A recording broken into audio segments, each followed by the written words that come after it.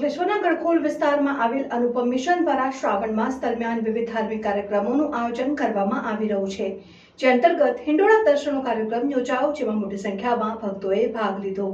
જોતા રહો Bharat times news. અંકલેશ્વરના અનુપમ મિશન દ્વારા પવિત્ર શ્રાવણ માસ નિમિત્તે હિંડોળા દર્શન સહિતના ધાર્મિક કાર્યક્રમો યોજાઈ રહ્યા છે, જેનો ભાવિક ભક્તોએ લાભ લીધો હતો। અંકલેશ્વરના ગણખોલ વિસ્તારમાં આવેલ અનુપમ મિશન દ્વારા શ્રાવણ માસ દરમિયાન વિવિધ ધાર્મિક કાર્યક્રમોનું આયોજન કરવામાં આવી રહ્યું છે, જે અંતર્ગત હિંડોળા દર્શનનો કાર્યક્રમ યોજાયો, જેના દર્શનનો ભાવિક ભક્તોએ લાભ લઈ ધન્યતા અનુભવી હતી અને સાથે જ પારાયણ સહિતના કાર્યક્રમો પણ યોજાશે।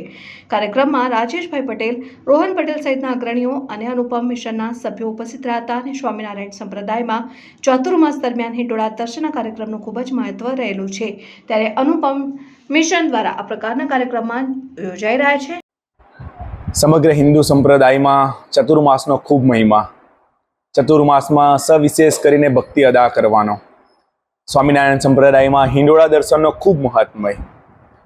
12 જુલાઈએ હિંડોળા મહોત્સવની શરૂઆત થઈ અને આજે પવિત્ર શ્રાવણ મહિનાની શરૂઆત થઈ જઈ રહી છે।